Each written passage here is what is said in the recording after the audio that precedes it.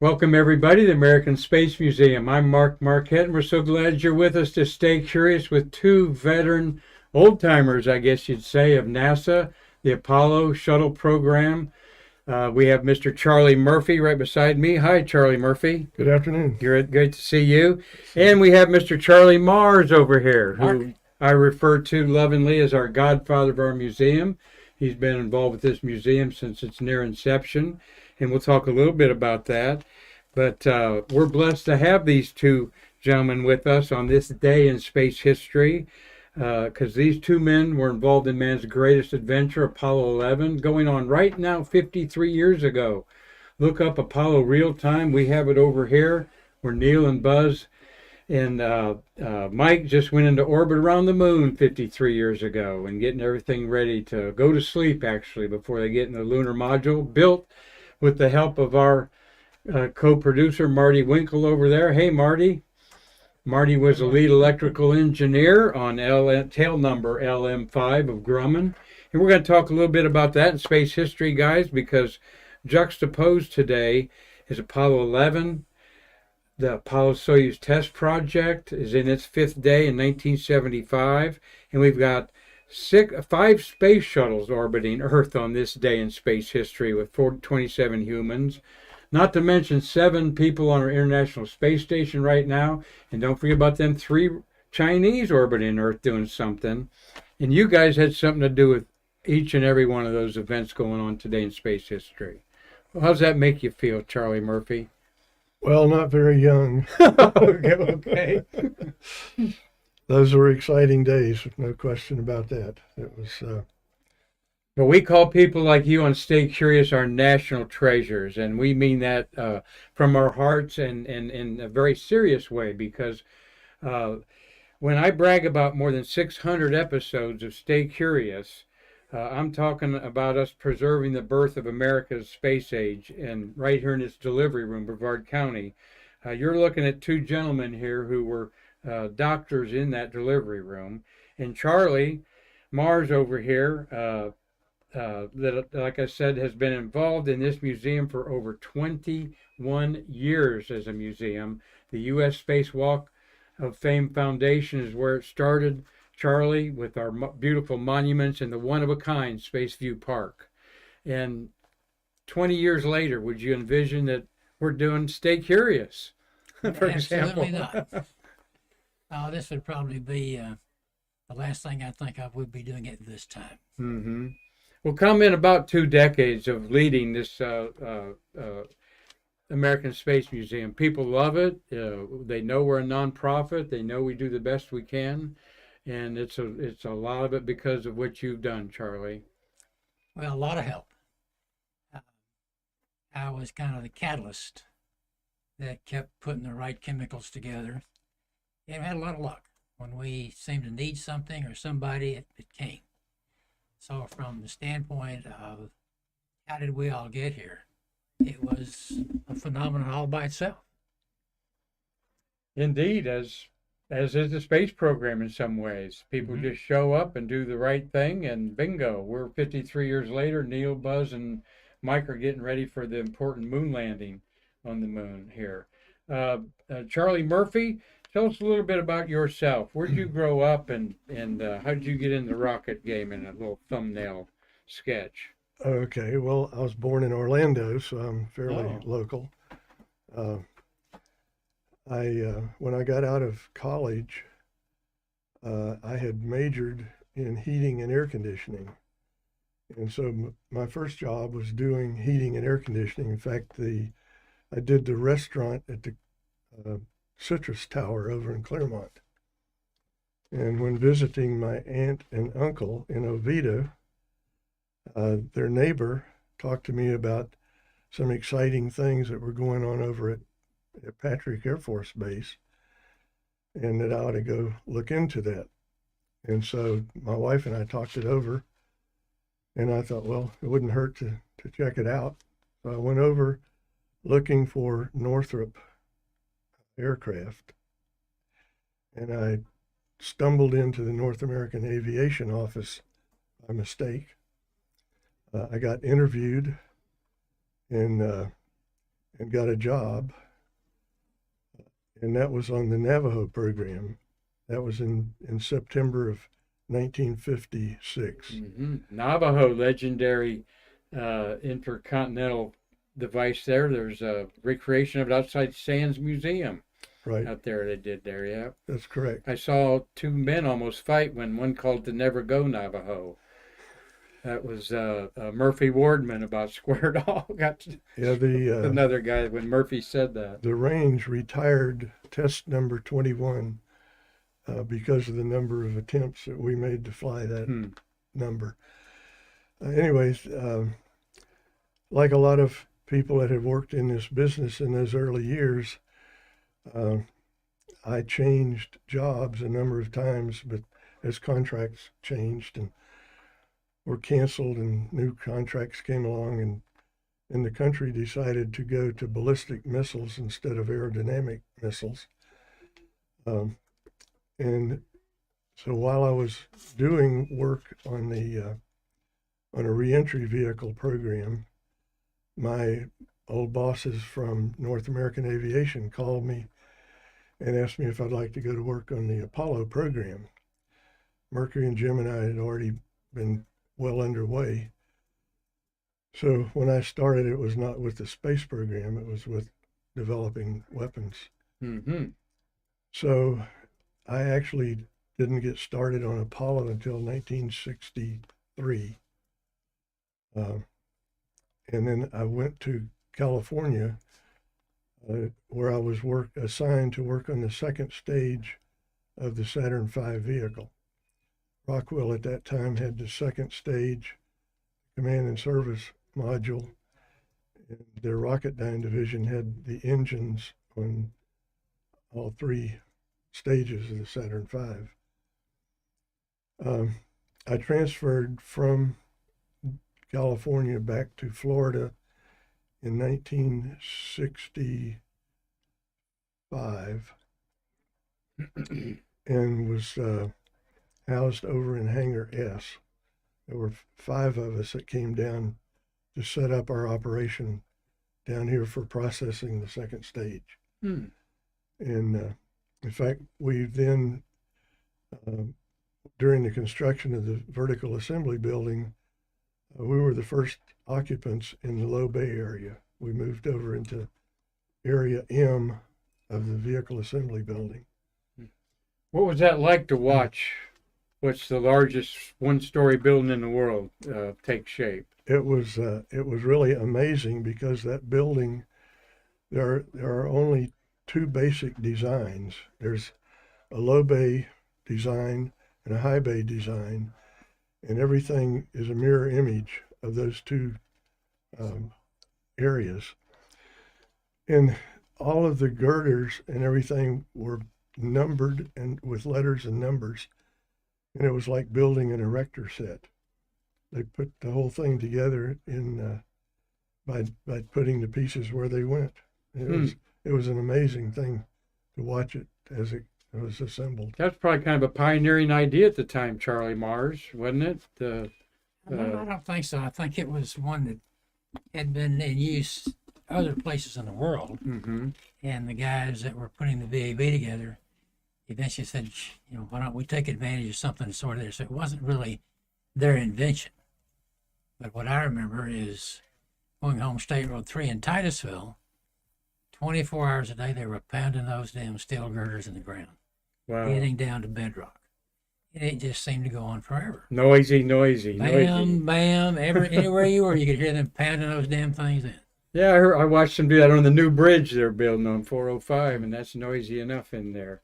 Well, we're here with a Stay Curious program. I'm off camera. We've got Charlie Mars in the American red over there, and we got Charlie Murphy in the American blue here. And you can turn on me for my white hair, Marty, to show off the American white. But we want to say hi to Mitch Zawanski, Ben Hurst, Shane Sheffield. Thank you for watching Stay Curious. Robert McClellan, Patrick Smith, Corey Blackburn, and Carrie Klingensmith. Thank you all for staying curious with us today. But we've got a special guy watching right now, and that's Bob Seek. Hey, Bob Seek. Hope you're doing well. Formula One's in Austria, I think, this weekend. We both share that interest. Bob's got a question for both of you. But before I say that, I wanted to tell our Stay Curious audience that Roy Bridges, former astronaut and then Kennedy Space Center director, is 79 years old today. So I bet Bob Seek didn't know that. Roy Bridges was born in Atlanta, Georgia, grew up in Gainesville. This is also the birthday of Scott Tingley, and he's a young 57, and he's an Artemis astronaut, Scott Tingley. But happy 79th birthday to Roy Bridges. Not sure where he lives. We'd love to have him on Stay Curious and tell some tales. But Bob Seek is watching here as we got the two Charlies on here. 82 years combined service to our space industry does Mr. Murphy and Mr. Mars over there have.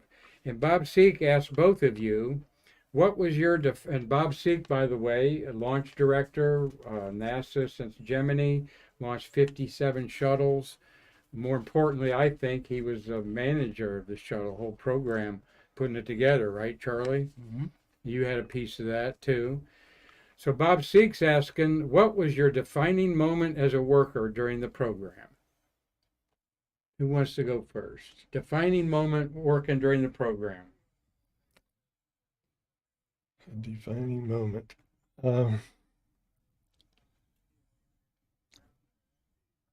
I think it was the fact that this whole program was done with ordinary people. The workers. Of course, there were some people that were uniquely intelligent that did a lot of hard work, but pulling this together and making it work was done by a lot of common people, and that while that may not be a moment, it was a moment in time. Now looking back, I think that was probably the impressive thing. Plus, much like SpaceX, most of the people on the Apollo program were under 30 years old at the time. Yeah, good point. The management were in their late 30s or early 40s. You guys, right?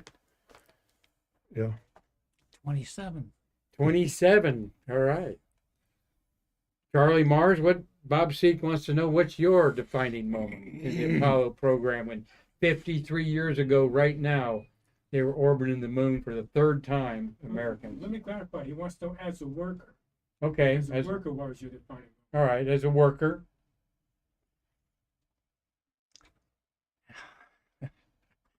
As a worker, and I look at being a worker as being a systems engineer, and looking at a defining moment there, probably have to go back to the Gemini program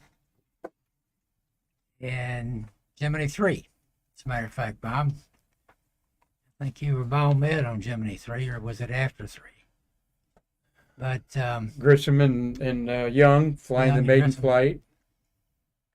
And I think probably the launch of Gemini 3, because it was the first Gemini we launched, 2 men, not just one. And looking at being in the blockhouse, sitting next to the McDonnell engineers, and deciding all of a sudden it's time to launch and time to put those 2 guys up there.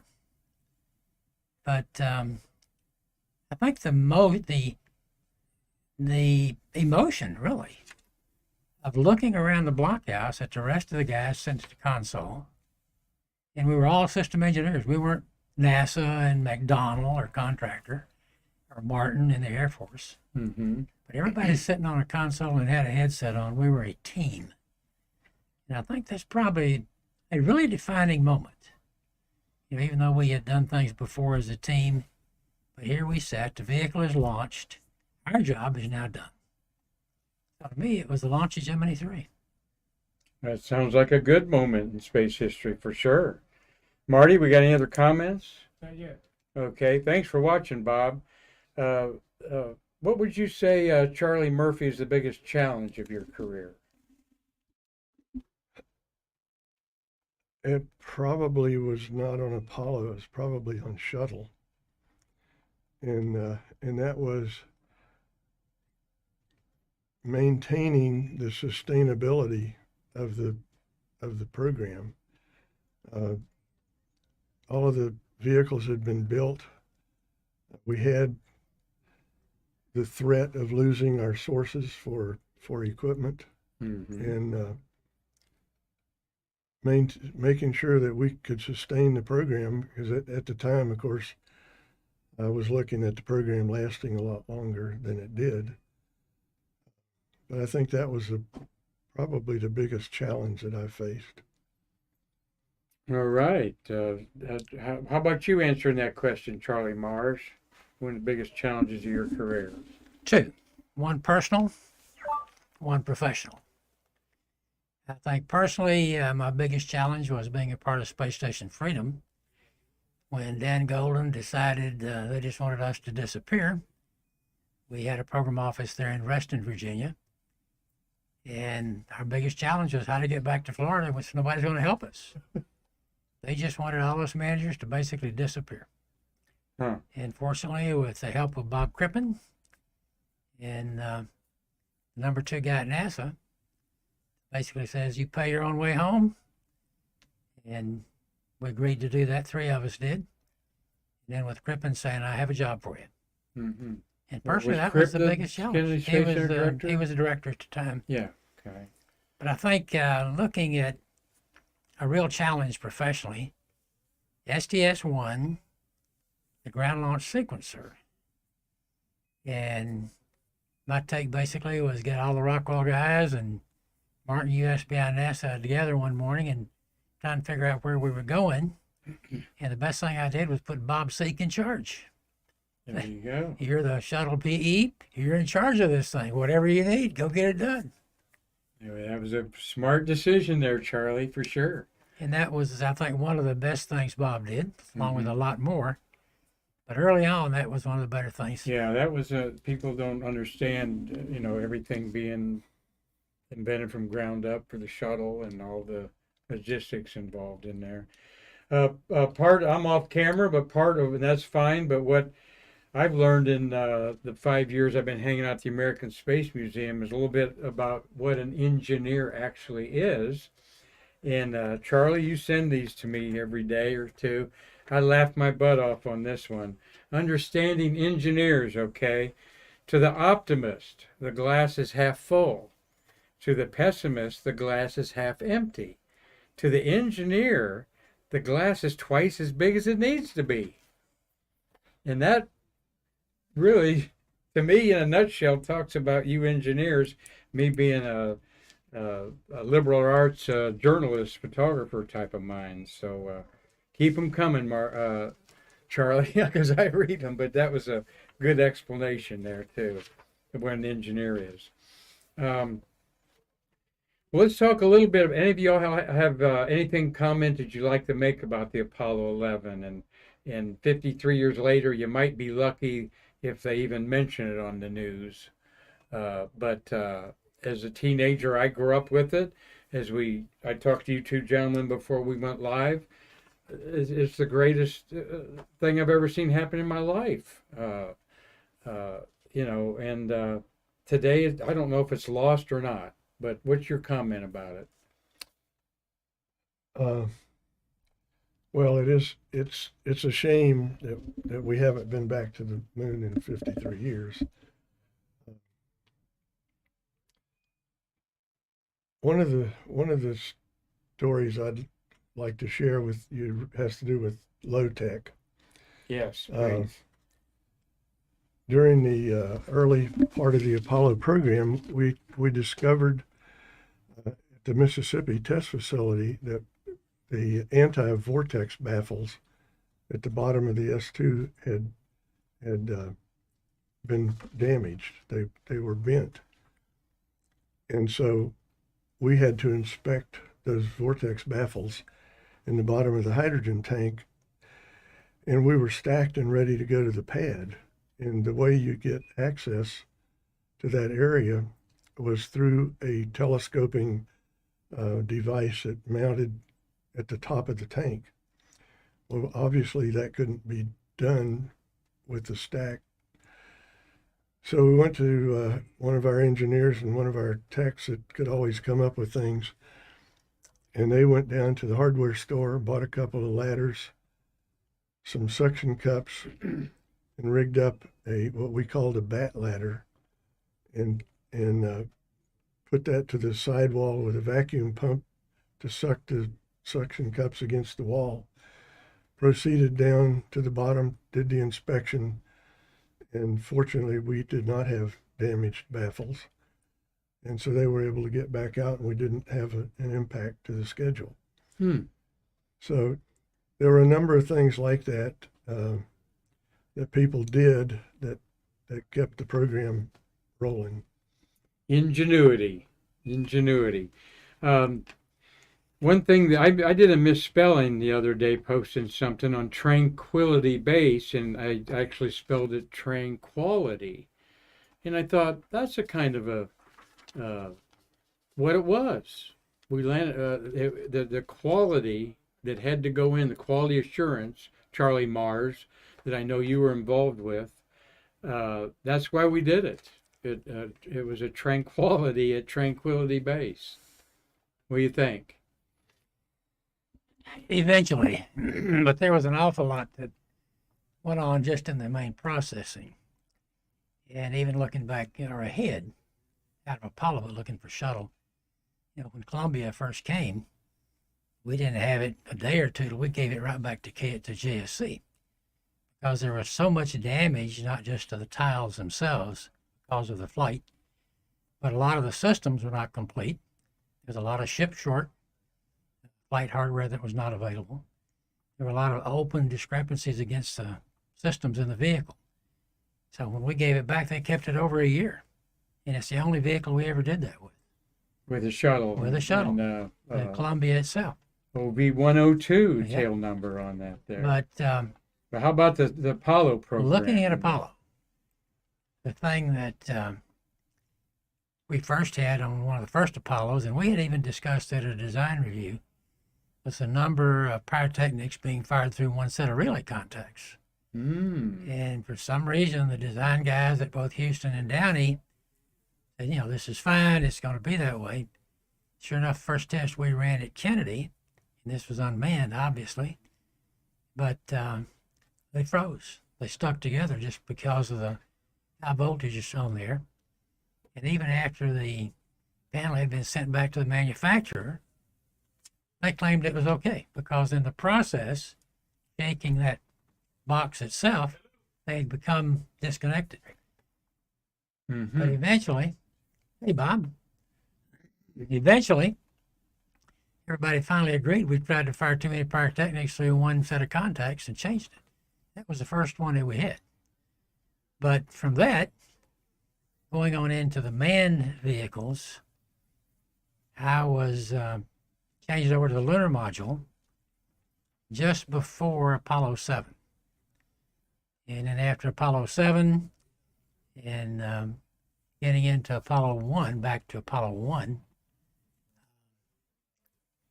the disaster there was another thing that could have killed the program. But it didn't. And I think we were down about a year and probably almost a year and a half Right. in total redesign of the Apollo.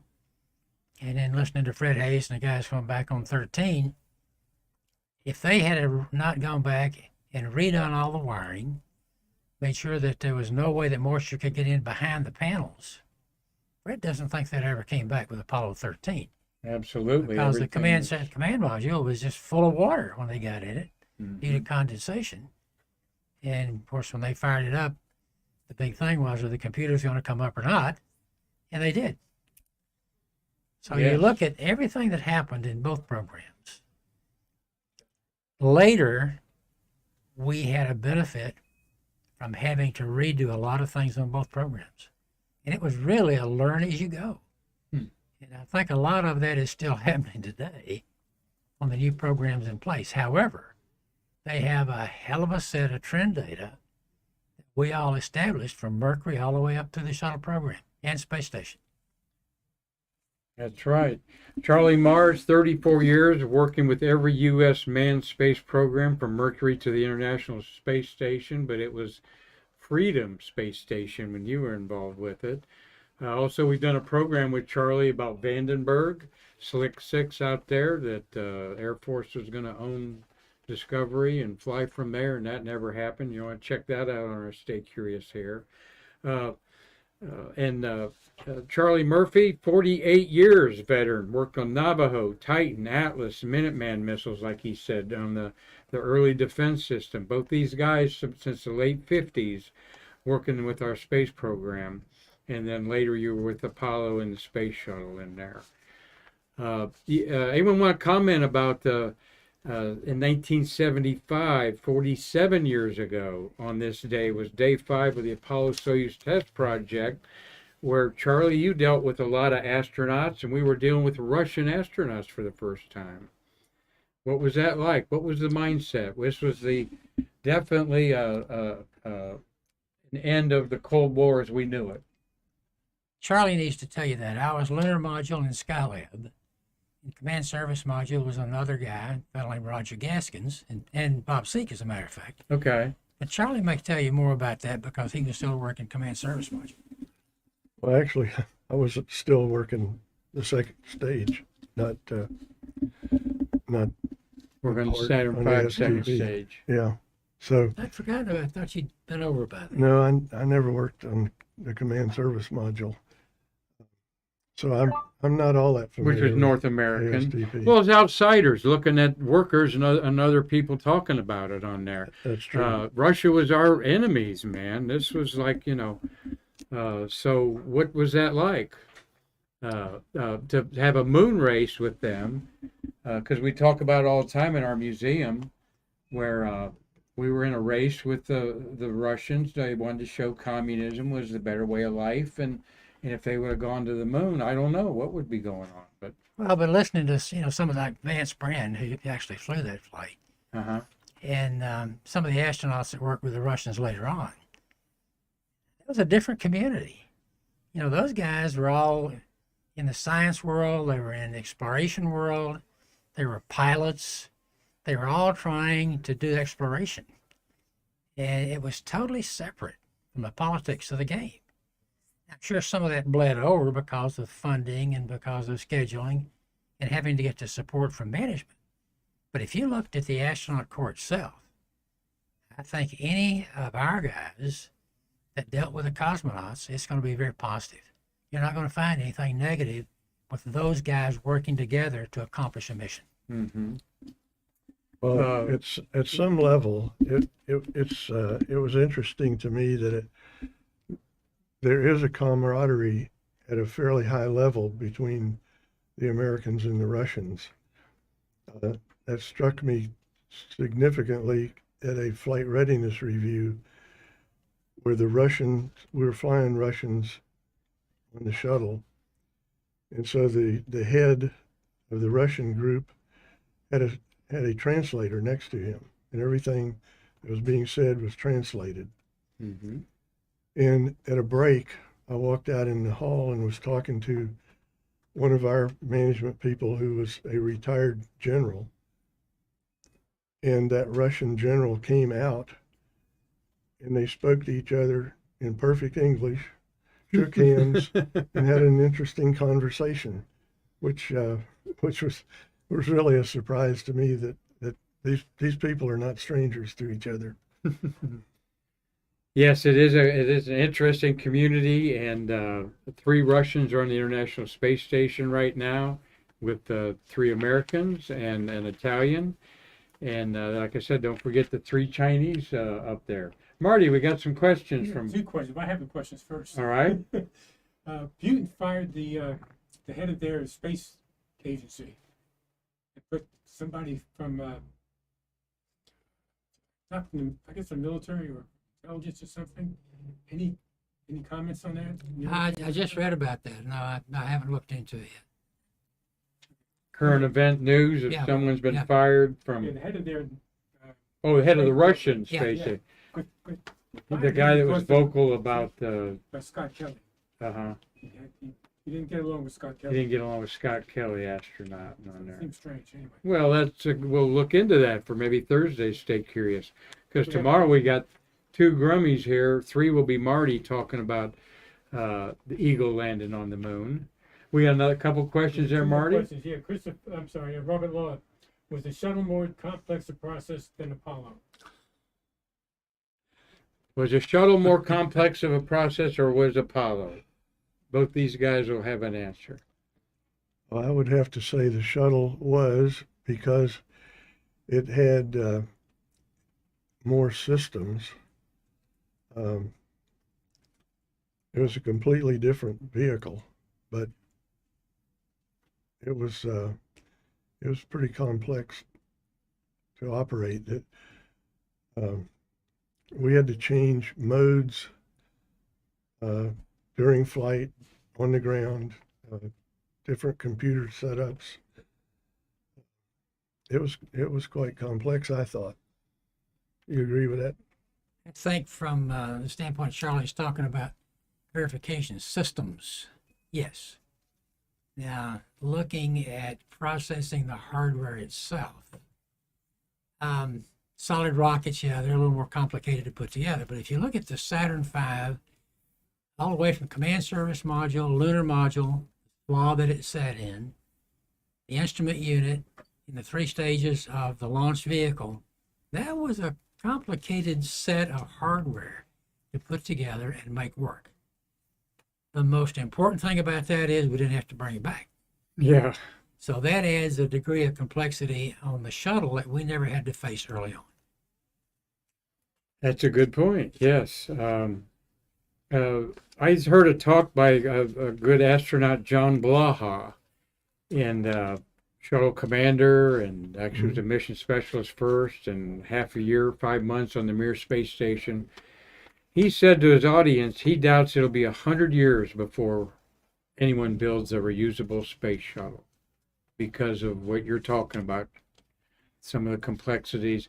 And he said just getting all the pieces and parts in one place was logistics too. What do you think about that? I think he's wrong. Okay. Look at Musk. Look what he's done just in the past 5 or 6 years. Look at the My private goodness. industry and Musk. Yeah, Yeah. if the government had to do it, I'd probably agree with him. Well, to his defense, he'd said it pre-COVID, I think, before Musk landed over 100 first stages. But that is a great point, Charlie Mars, that look at what private business is doing. What do you think there, Charlie Murphy? Well, yeah, it's just amazing to me what Elon Musk is doing, and I really don't understand the details of what he's doing differently, but it's obviously working quite well for him. Mm-hmm. We had a mindset of redundant checkout. Our concern was reliability. He's got the reliability without doing the many things that we did to assure that. So I'm just amazed at what wonderful things they're doing, and especially landing their boosters and reusing them. That's fabulous. Oh, One yeah. of the biggest things is he's got no government involvement. Did you hear that, folks out there? As we're enjoying this conversation with Charlie Mars and Charlie Murphy, 2 real titans of management in the history, I think, of our space program. We've enjoyed this conversation, but let's look at what is going on here now and your opinions about Artemis going to the moon, this single-use SLS rocket out there, while Musk flies his rockets over and brings back that first stage 110 times now or more. Let's hear you gentlemen's thinking about how private industry and its place today. Well, I was reluctant to make the same comment Charlie made, but I would agree with him. We're seeing the difficulties that Artemis is going through. They're way behind schedule. They're I don't know what their fiscal situation is, but They should have been flying it by now, it seems to me. 12 years Orion has been in development. 9 years, Charlie Mars, your crew, and people took to go to the moon with 3 astronauts dying in an 18-month setback. 9 years. And this Orion spacecraft's been sitting there for 12 years, and hopefully it'll fly this fall, huh? What do you think about that? I think it probably will. I don't know any of the details, but Mm-hmm. you know, what little bit you look at and what little bit you read in the paper and what we know that it took us, it just seems that they're overly cautious. Now, maybe rightly so. You know, it's the government's doing it. Boeing is doing it for the government. Now, I do know there's not as much oversight on this program as there was on Apollo. I mean, we signed everything they did. We stamped, secondly, everything they did. We had meetings all day long, every day, talking about issues, talking about the schedule, talking about everything we thought we had to talk about. Now, as we got further along in the Apollo program, it became worse. Every time we had an accident, some big failure, we added on more checks and balances, more oversight, more meetings. So I don't think that there's that degree of meetings that's going on now. But I'd love to be able to go out there and just listen to a couple of the briefings that they're having between the government and NASA, or the government and Boeing, to get an understanding of how different the operation is now than it was back even just during shuttle. Mm-hmm. But looking at the progress, and this is, you know, a bird's eye view looking from way back across the river, we really don't have any idea why it's taking so long. And the government's not telling us anything. Well, you know, we've had some issues. No, we just want to make sure. We got to be safe. Well, look at all the money put in it. I certainly agree. Oh. They need to be safe. But it's hard for Charlie or either one to comment on that since we don't know. We're not out there. Well, we've enjoyed this conversation here. Marty, any other comments out there? I'm going to wrap it up here in just a minute. No, well, let me ask another question. Sure. Because I have my own opinion. We did it in 9 years, yes. But if Kennedy was not assassinated, we would not have done it within 9 years. We may not even have gotten there. The program could have been canceled. Your thoughts on that? I've never thought that way. Personally, I don't believe that would have happened. Once we got going on Apollo, and this is, you know, all the government agencies and actually all the funding, as many people as we had, you know, 24,000 people just at Kennedy alone, well over 100,000 around the country that were directly involved, either back at the plant or back at the subcontractor plants. The momentum to make that happen was there. I think it would have taken a lot more than Kennedy not being. You know, look at Apollo 1. To me, that was, like I mentioned earlier, if anything, that would have killed the program, but it didn't. I think the whole of the American people were behind that program. And they were letting their congressmen know. So no, I don't think that would have happened. Yeah, plus I think that the way people, what they thought of John Kennedy, it was almost like doing it for the Gipper. Mm-hmm. It was, there was some momentum there to, as Charlie said, the momentum was there, but there was also a desire to accomplish his goal. And that, I think that was always in everyone's mind, if this thing can happen. And it did. I know there were, when I first started working on this program, it was in California, all of my neighbors ridiculed me that I said we were going to go to the moon. Really? That was ridiculous. There's no way we're going to go to the moon. And I said, we're going to do it. But there was a lot of disbelief that it could be done.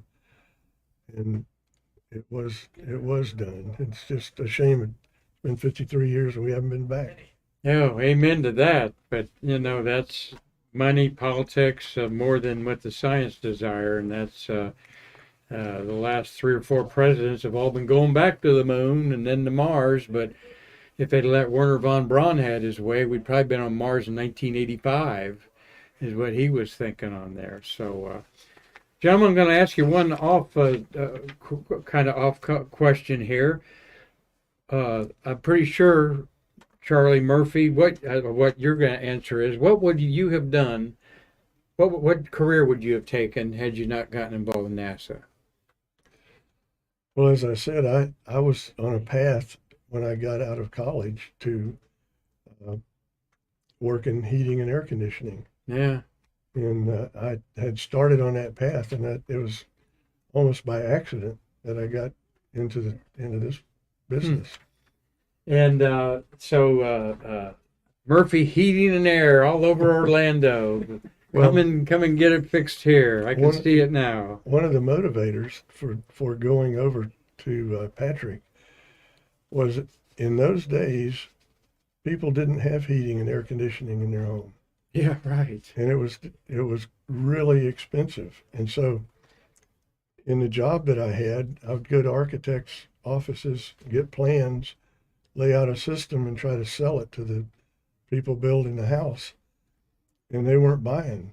And so I could see that if that continued, I wasn't paying my way. I wasn't bringing enough money to even pay for me being there. That might not last too long. So I had a motivation to look at something else. Well, we appreciate you being here today. I'm interested in what Mr. Mars would have been when he grew up here in a minute. But James Sigler, thank you for watching. Ophelia Sauterelle, she's watching from Normandy, France. Wow. And Robert Law, who asked the question, is enjoying a cocktail in Dundee, Scotland, one of our regular watchers. Anthony Veradano, thank you for watching. Christopher Mick is outreach STEAM educator in Wisconsin. And Carlton Bailey, hope you're getting better. That's one of our launch photographer friends that got the COVID, the new strain going around. So be careful, guys. William Whiting, Cynthia Rossi, thank you for being a faithful watcher. Dave Stangy's up there in Michigan. And as we're having lightning or thunder outside our building here, we appreciate Mr. Bob Seek chiming in there and asking a question. And Mark Usiak's up there in Lancaster, Pennsylvania. Thank you for sending me pictures. I talked to the 2 Usiak brothers, Tom and Mark, last night. They're great supporters of our museum with their launch photography, guys. So Charlie Mars, what would you have been when you grew up if you hadn't have been the wonderful NASA manager you turned out to be? I was working for the Martin Company for 4 years before that. And of course, we were building weapons of war. But eventually, Martin came in and was part of the tank program for shuttle. So I would like to think if I'd have stayed with Martin, not come to NASA, I would have eventually gotten into the shuttle program anyway. Mm-hmm. You were destined for a career in space. And With a name like Mars, I had to be. That's right. But a Vanderbilt grad. So how'd you end up in Florida, in Martin, Martin was the first of 4 or 5 different did Martin become General Dynamics? No. All right, Martin out of Colorado. Lockheed Martin. Lockheed Martin, okay. All right, but so I know you're a Vandy grad. And well, I had 2 things. My dad was in Orlando working, and I was just graduated, gone through basic training, and ended up coming to visit my dad. And Bill Criddle, who I had graduated Vanderbilt with, was working for the Martin Company. So that's how I got to Orlando, and then talking to Bill, went out and talked to Martin. That's how I got to the Martin Company.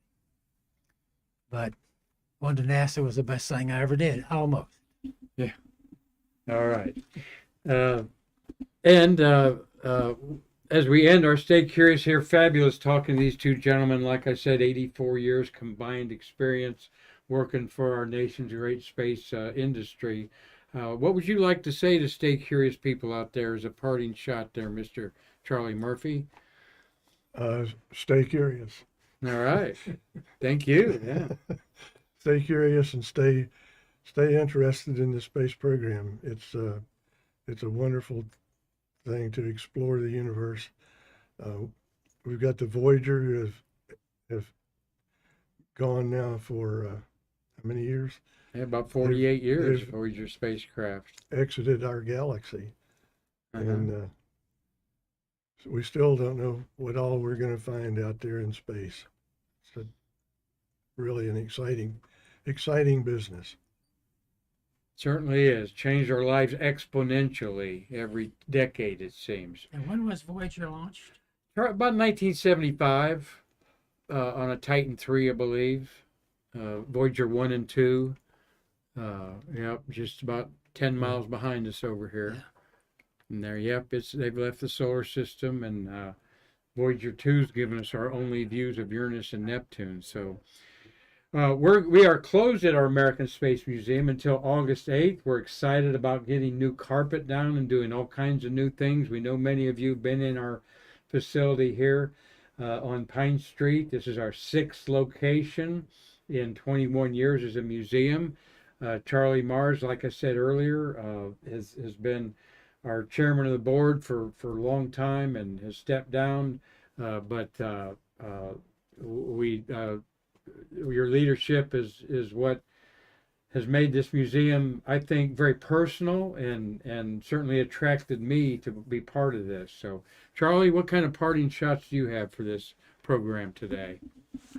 Well, I appreciate very much all of the viewers that keep watching Stay Curious, but I'd like to encourage you to take the next step, which is in supporting us. This is a nonprofit organization.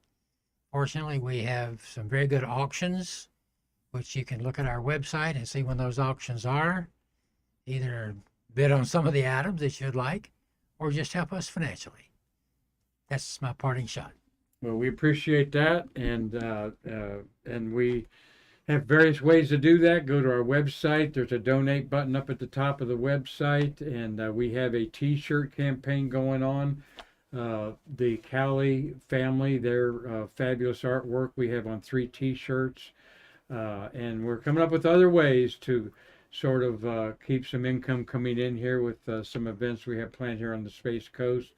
But we do need those big supporters that want to embrace what I know is a unique museum that does preserve the birth of American space program. We have artifacts that are truly one of a kind, but it's the people that are involved with those artifacts, like these two here, that are really why you should support our museum, so that their memory is a lasting legacy of our amazing space program. Marty? Yeah, nice comment from Dave Stange. So great to hear your guest story today. Thanks for everything you do to keep this history alive. All right, thank you, Dave Stange. He's one of our faithful watchers too. So, well, I thank everybody here for a great production here, and thank you, Charlie Mars and Charlie Murphy. Thank you very much. Great to meet you. We might have you on again, and so you can talk more in depth. I like the stories about the unmanned rockets that definitely helped keep our shores safe there in those iffy Cold War times of the 50s and 60s. So tomorrow you're not going to want to miss a couple Grumman engineers sitting here. Bill Walden, who was he was the lead engineer on the entire lunar module Eagle, tail number LM5, and Roger Visioli, a Grumman employee who was involved with the pardon me? Design.